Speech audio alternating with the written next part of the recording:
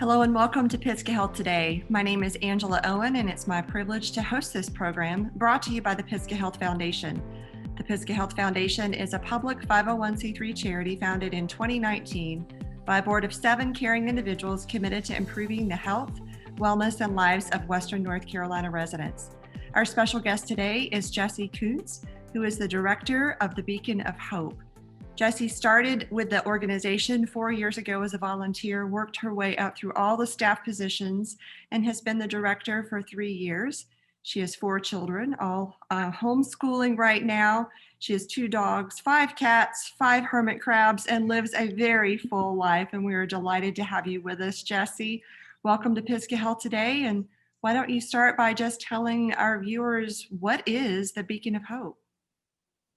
So the Beacon of Hope is a food pantry and thrift store. We were founded 23 years ago. We serve mainly Madison County residents, but last year we were able to expand and serve, Yancey and Buncombe and really whoever comes to our agency, wherever they come from, which has been crazy because we've had some folks passing through from even out of state this year, on their way to here or there, and they stop and pick up a food box. So that's been an interesting twist. Pre-COVID, we served about 682 families a month. Now we're averaging close to 1,200 families a month. Wow. Which is a huge increase for obvious reasons. Everybody's life has been turned upside down right now. But it's crazy because I think we all really thought that by this time in the year, things would be getting better. And it's really not. Like we had 99 new families sign up in October. Yeah, sorry. Wow. It's just crazy. But these are brand new families that have never been to Beacon before. In March and April, we averaged about 80 new families a month. And then since then, it's been 50 or 60. And it's just, I don't know, it's hard. Because people are struggling, that you're doing everything you can to help ease that struggle for them, but I don't know, it just feels like there's so much more we could do because, I don't know, it's just been a difficult year. Sorry. It's so hard to talk about Beacon and not get emotional because there's so many of our clients that we've gotten to know over the years, or, especially people seeing because of like all that social isolation and self-quarantine and things like that. I think we're just so happy for like human interaction. And so we end up just sharing more of maybe our personal stories than we would have before. And so it's hard to talk about Beacon and not have the different clients and their stories and their faces like kind of running through my head, which is one of the blessings of this job is that you get these, direct interactions with people in your community, but it's also difficult because everything they're going through. And Well, Jessie, your heart for the people is absolutely evident. And I know that's true with the work that you all are doing. And the numbers are astounding. And they're astounding in a very negative way, meaning that doubled the number of families that have needed help. But they're also astounding for me in an incredibly admirable way that the Beacon of Hope has been able to rise to the challenge of meeting these incredible needs throughout the year. So client boxes, tell us a little bit about those food boxes or the boxes that are coming through. So again, we're kind of in a disaster relief model with no contact distributions, which is, of course, the necessity for where we are right now with the pandemic and, limiting interaction and keeping a safe distance and things like that. But it's also the complete opposite of where we were before. We had been transitioning all of our programming away from kind of these just emergency response distributions to ones where there was, one-on-one client interaction. We had transitioned our pantry to client choice, which we had set up the pantry like a little grocery store, and clients would come back and have a volunteer to help them go through the pantry. And, each shelf had its own category, just like at the grocery store. So we had snacks, and then we had proteins and fruits and vegetables and things like that. And the beautiful thing about that is it allowed our clients to choose the items that they that would work best for their families based on their, cultural background or their family demographic or, their dietary restrictions. But it also opened up the door for these one-on-one conversations where, again, we got to develop relationships with our clients. So one kind of ongoing conversation that kept coming up with a variety of the families that we serve was that even though like food stamps helps with food assistance, it didn't cover some of the other basic needs like toilet paper and personal hygiene products and cleaning supplies and things like that. And so Beacon actually last year expanded our services beyond the pantry and the thrift store to establish a community market where we're able to purchase items at a discount online and then offer those to our community. Community members can shop, and then the profit we earn there or the revenue earned there goes back into the program to help cover a member credit piece where anyone who meets the income guidelines for our pantry is eligible to become a member of our credit program and volunteer and earn store credit that can then be spent either in the community market or in our thrift store. So of course, all of that has kind of got a pin in it right now because of COVID, which again makes this difficult because it's everything we had been working towards. And then COVID hits and we're on the complete opposite side. And so that makes it difficult too. It's because knowing that there's a better way and then having to do these, emergency disaster pre-packed distribution models it's hard because we were there and we were, responding to the needs of our community. And then, now we're just in a different place, but, we have these conversations, remember back when? So we do all remember when, and hopefully we'll be back there sooner than later. But right now, everything again is pre-packed just for safety precautions and things related to COVID and limiting exposure.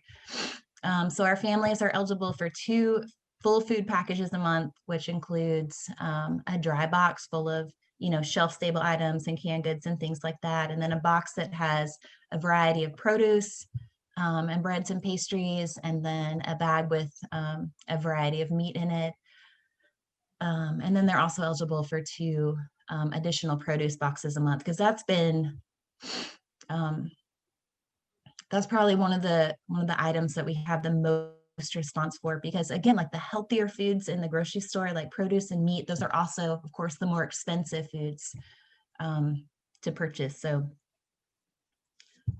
I don't remember what your question was, but I think I hopefully answered it. Did, and I am confident that one day you'll be able to get back into that client choice model. And until then, you're definitely serving the needs, we're coming through. Jesse, Right. how has the grant that you received from Pisgah Health Foundation, how is that specifically helping you? It is specifically helping us by keeping our heads above water. A large portion, the grant we put in the request for was an investment in infrastructure, because pre-COVID, like last fall and last winter when we submitted this grant, our organization was operating beyond its capacity, as far as staff, as well as volunteers, equipment, everything. And so our plan for this year was like to secure our foundation so that we can continue to grow and meet the need in our community. Which is crazy because then of course COVID hits and now we're operating twice, 2 or 3 times beyond the capacity where we were already over capacity. Wow. But it's I don't know, it's crazy because somehow we're doing it, we're rallying, like it's exhausting, it's overwhelming, but there's like this, I don't know, it's like when they talk about like a mom lifting a car off their child or something, there's like this super strength that comes out because like there's a need, and you're the organization that can help fill that need. So definitely a huge part of the Pisgah funding helps, cover our staff salaries. So we were able to keep all of our staff on payroll, even when, part of our organization was having to shut down. And so just knowing that, because again, we were operating beyond capacity before. So knowing that we could keep our staff employed, so that we were able to have, the personnel to meet this like huge increase in families that, were now facing food insecurity that had, been fine just a couple of months before, was really important. And then of course we replaced some of our equipment that was falling apart. So that's always that's always helpful, because you can't really do the work if, all the tools you need are breaking down. So we're a very small shop, even though Manna has over 200 partner agencies, and Beacon is the third largest food distributor, which I remember was just like mind blowing when I found that out, because I always think of Madison County as being so small, but like in the, food insecurity world, we're huge. We went from distributing probably 39,000 pounds per month in February to almost 80,000 pounds a month. It's I don't know. That's incredible. Crazy. That's incredible.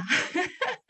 That's the thing, is like when you're in the trenches and you're just going, you're doing, but then when you see these numbers, or, we were requesting money, numbers for Manna so that we could, put in for grants and things. And even though like I'm there, like participating, I just see these numbers and I'm just like, wow, like that's, I don't know, it blows my mind.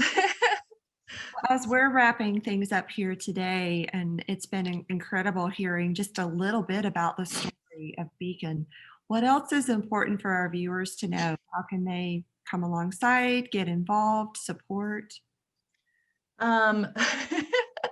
Well, financial support is always appreciated. I just got done doing I don't know if I should say this, but I just got done doing our organizational budget for next year. And right now it looks like we're going to be $50,000 short of what we need. But again, like there's been so many beautiful things that have come out of this pandemic. People are coming together. I told our board, I was like, obviously we're going to keep looking for whatever funding we can find, but right now we are a faith-based organization living on faith. Because we've just there's no way anybody could have planned any of this, but everything has been falling into place for our organization. A perfect example is Monday. We were so busy, so many, you never know how many people are going to come in. You kind of have a rough idea, but then some days are just like, twice as many, especially with the weather going, that we started having snow and ice and things like that. So I figured, people would stay home and stay safe. And then suddenly the parking lot just, stayed full. So we're packing literally, her name's Beverly, one of our volunteers. She was like, this is literally the last produce box I can pack. We are just out. And then this truck pulls in from the high school. And he's like, we had this, fruit sale and we ordered too much and we've got this produce we want to donate. And I was like, wait, you've got produce to donate now? And he's like, yeah. And I was like, oh my gosh. So we high five, air five, COVID precautions. But then suddenly we can pack 15 more produce boxes. It's just things are happening like this. And so it kind of gives you the motivation to keep going, even though, I don't know, times are also tough. So yes, financial support is amazing. We do have people asking if they can make food donations, and our answer to that is because of our relationships with Manna and being a partner agency, we're able to purchase food from them at a fraction of the cost of what you would pay at the grocery store or whatever. So we do say that we can just stretch that dollar so much further. But then another thing is volunteers. We've got again, our distributions, we used to, average like 60 or maybe 80 families a month. And Friday we had 179, and Monday we had, 120 something. And it's just, we could really use some reinforcements like on the ground level people taking out food boxes, or, we've got a position inside at the front desk, logging client assistance in our database, or, signing clients in. Because again, like this it's so amazing to be able to provide even just a little bit of relief to families who are struggling. But sorry, it really is exhausting work. And so we've got this amazing base of volunteers, but there's times where you have to take a step back because you need a minute, and so especially now with the weather changing, and somebody's not feeling well, they stay out just to be extra cautious and extra safe. But again, we've even got volunteers who are in that high risk category who have, even though, when COVID first hit, we had that whole conversation about, I would really like you to consider, taking a step back. They were like, or we could do this, and that way we're being safe, but we're still, because once you're involved in an organization, especially one, I think like Beacon, where you've got that direct client interaction and you can see you can see like the impact you're having in your communities and helping these families, it's so hard not to get sucked in, but at the same time, we are at a point where we could definitely use some more volunteers. So we're asking if anybody's been being socially distant, wearing your mask, self-quarantining as much as possible. If you're able to, even volunteer for a couple of hours, that would be amazing. Because every bit, especially when you're a small shop like us, like every bit really does help. Every person really does, like, it really does help share that load. And right now the load's a little heavy. So our distributions are Monday, Wednesday, and Friday. From 12 to 4, and then we prep from 10 to 12, so anywhere in there. And then we've also, of course, got our thrift store that we're trying to get back up and running, just because that revenue that we earn in the thrift store helps cover these operating costs of, running our coolers and the gas for our trucks and the maintenance for our trucks, and like all these little behind the scene things. Because even though we only do the food distribution 3 days a week, we are there 7 days a week, picking up from Aldi and Publix and Walmart, or picking up from Manna, or, meeting different people in the community. So yeah, Lots of ways to get engaged. Yes. Well, Jessie, on behalf of the Board of Directors of Pisgah Health Foundation, I just want to say thank you to you, the staff, and the volunteers there at the Beacon for the tremendous work that you're doing there in Madison County and beyond as you're serving. So thank you so much, and thank you for being part of our program. Well, thank you so much for helping support us. We need all the help we can get. Wonderful. Well, it is our pleasure. We also want to thank Wildflower Media for their creative and technical support in bringing these programs to you. Thank the Board of Directors and the staff at Pisgah Health Foundation, along with the Physicians Roundtable. And I want to say a special thank you to you, our viewers, for watching Pisgah Health today. If you like these stories and you want to support these, let me encourage you, go to pisgahhealthinsider.org and join the movement. Until we see you on the next Pisgah Health Today, stay well and be well.